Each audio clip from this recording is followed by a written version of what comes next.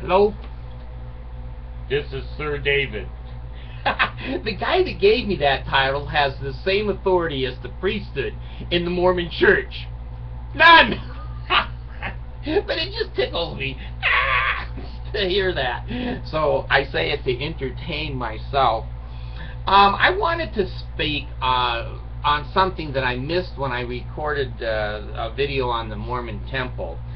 There is a spot in the Mormon temple ceremony where Satan, they zoom in on his face. I won't do that to you. That's scary. It wasn't scary with Satan's face. They zoom in on his face, and he talks right into the camera.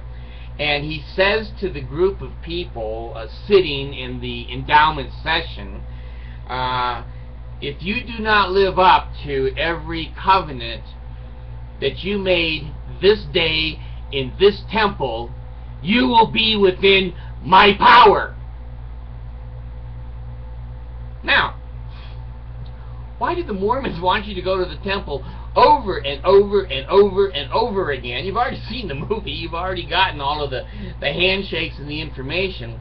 Let me tell you, with my education, during the 60s and 70s, there were a lot of debates about subliminal messages. That the human mind, you can flash certain things in front of the eyesight of a human that they can't see with their conscious mind, but they can see with their unconscious mind. And then when they see that photo, whatever it is, again, the unconscious mind many times can push over to the conscious mind familiarity. Oh, I know that. They tried this in movie theaters mostly. Now, I'm kind of out of date on this, folks, and I'll admit it. I do know about subliminal conditioning, classic conditioning with Pavlov and his famous barking dogs and the bell ringing and them salivating. Back in the movie days, when I went to the movie and watched Mickey Mouse, or Mighty Mouse. It wasn't Mickey. It was Mighty Mouse on the screen, and I had Trudy beside me in 5th grade. Man, she was hot. A platinum little blonde, and it's a good thing I was a member of the church. Anyway, they flashed Coca-Cola pictures subliminally on the screen, and popcorn subliminally on the screen. And they found that the sales of those two things went up, and that's where they make most of their money, in the concession stand by 20–30%. It was unbelievable. So subliminal training was well documented and well known. Now, did we just leave that particular sales technique to die on its own when it brought in 20 or 30% increased sales? I say no. Now, fear is the greatest factor in the Mormon temple ceremony. You will not have sexual relations with anybody other than your lawfully husband or wedded husband and wife. And back in the days when I was in the ceremony, it said rather than do so and also to divulge the handshakes or the tokens and symbols, you would have your life to be taken. In other words, they'd slit your throat or your stomach slit open. Well, they stopped that in the 90s. But they've continued to use subliminal training in that Mormon film. Now, one of the things I found as a human being, myself, and with my children, if you do things that you've never done before, and you do them over and over and over, psychology and neurology shows in our brains those syntaxes that are moving back and forth develop habits. So, if you smoke pot once, there's no habit there, but 2, 3, 800, 1,000, then suddenly those syntaxes are very familiar with that. You remember how to light it, how to breathe, and think that you're not going to be in trouble or get caught. Now, the Mormons use that a lot. We all know with humans, repetition is extremely important to control human beings. We don't put just one stop sign up on the freeway that says 65. And every Mormon, God, they go 80. Because they got garments, and if that's CHP, or that's California, UHP, the Utah Highway Patrol, picks them up. They give them the old garment feel up, and that's a warning. But when they get me, it goes, here's the book. We're throwing it at you, brother. Join the church. And if you're the new caribou, you're going to jail. So we put those speed limit signs up every, 5, 8, 10 miles to remind human beings with repetition. With repetition. The Mormon Tabernacle Choir, their songs you listen to over and over and over. If you don't go to sleep, it will make repetition and learning. You go to Sunday school, sacrament meeting, you go to the priesthood and the Relief Society and young men and young women. The manuals are almost the same year after year after year. You hear the same lessons, you hear the same sentences, you hear the same doctrine, you hear the same policies and procedures. And here's what's the laugh in the Mormon church. You go to, say, gospel doctrine class, and the teacher will go, who died on the cross? 9 hands will go up because they know the answer. It's Jesus. They know the answer. There's nothing complex in the Mormon church because everyone is subliminally subjected to training and repetition. You hear the same words in a testimony meeting. I know that Joseph Smith is a true prophet. I know that President Monson is a true prophet. I know the Book of Mormon is true. And I know that the church is the only true church on the face of the earth. And I know this beyond a shadow of a doubt. Now, have you ever seen a shadow of a doubt? I keep looking around the little office that I'm trapped in here. I've never seen the shadow of a doubt. So, you hear this repetition, and you see the children get up in their testimony meeting in front of the adults, and the mom usually is whispering in the ear of the child. And the child will say, I know Joseph Smith's a prophet. I know Monson's a... It's a damn cult. From the moment those kids can speak or stand, they're expected to be up in front of 100 people bearing their testimony. I don't care if you go to a scout jamboree or to a young women's camp or to an Eagle Scout ordination, ordaining, or award ceremony. You're going to hear the same things. Our Father in heaven, we thank Thee for being able to be here this evening, and we thank You for the rain that came. And we ask Thee to please bless us, that we'll appreciate all the things Thou hast done for us. And please bless these people here that are being in the funeral, or they're being in the scouts, or they're being in a Sunday school class. It doesn't matter, Father, where they are. Just bless them. You hear the same crap over and over and over until suddenly, if anyone changes one of those sentences, you know it's a lie. You know it's a lie. They're apostate. They're driven by Satan. Now, let me tell you something. And this is an admission. This is an admission. I don't change my underwear. Well, I do.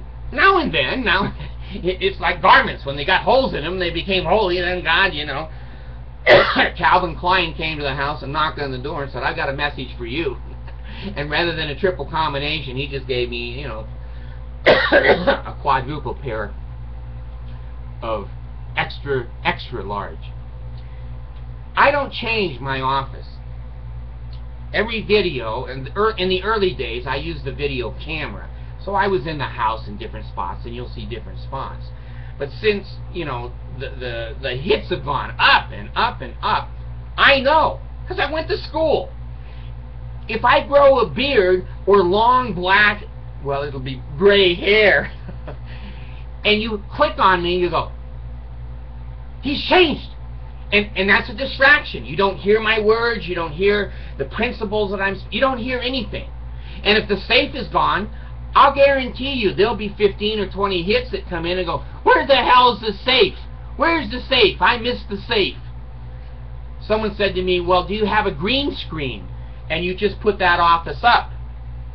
If I'm in this office, do you think I could afford a green screen? No. It's a little tiny office in my house that I built, and it's not finished yet. The drywall's not there and whatever. And you guys are not sending me enough money. Don't you dare send me $1. I will have a heart attack. I've told all of you, not most, I told all of you, do not send me money. It's an evil thing. I do this for free, and I do this because it helps me. And some of you have written in and says, well, it helps you. So, I don't change my background. I don't change my shirt. Now, today I have a collar on, and that's not too weird. Usually I'm in a t-shirt. And many times it's the same shirt. I do wash it. And and right now I do have my no wait, this is not underwear. I have my regular shorts on, but no underwear under it. But it's off the camera. You don't know that, and you won't tell anybody that. Subliminal training and brainwashing is a key element of the Mormon Church. The repetition of prayers, of ordinances. When you say an ordinance, like when you bring in a new person in the church, and you're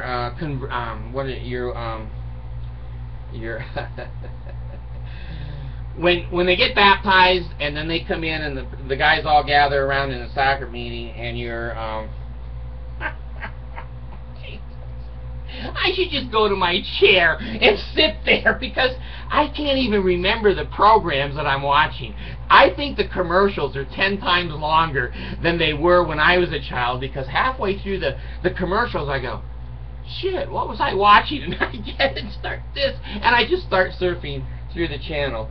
Anyway, when they bless you, they'll say, Brother Smith, having been commissioned of Jesus Christ, we the elders of Israel, I can't think of what it is, bless you or whatever, and say unto you, receive the Holy Ghost. There was a big thing about that for 30, 40, 100 years in the church. We used to think just ordaining them, or just, I can't think of that word, the Holy Ghost automatically went into them. Well, then some policy came out, and they said, you have to say, receive the Holy Ghost, because maybe they're not going to receive it. You gave it, but they go, hey, out of here, Holy Ghost.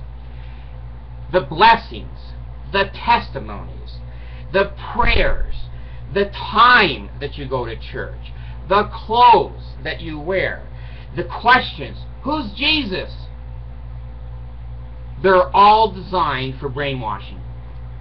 They're all designed so you'll buy more Coke and more popcorn during the week, and when you go to write your tithing check, it seems normal. When people don't tell you where the money goes, where else in a human life does someone buy a car or a house or furniture or a lawnmower, any kind of a purchase, without checking out where is the money going? Is this the best deal? The only group of people I know are the Mormons that send 10% of their income to Monson and don't require no accounting,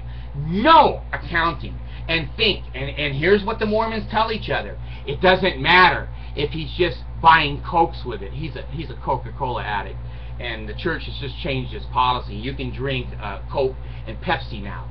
Jesus came down, told Monson, because he drinks so much of it, it's a new revelation. So the Mormons will say to each other, it doesn't matter if they're honest with my money. It doesn't matter if they don't give enough money to the poor. It doesn't affect my salvation. If I pay my tithing, Jesus is going to reward me. If that ain't a crock of shit, I don't know what is.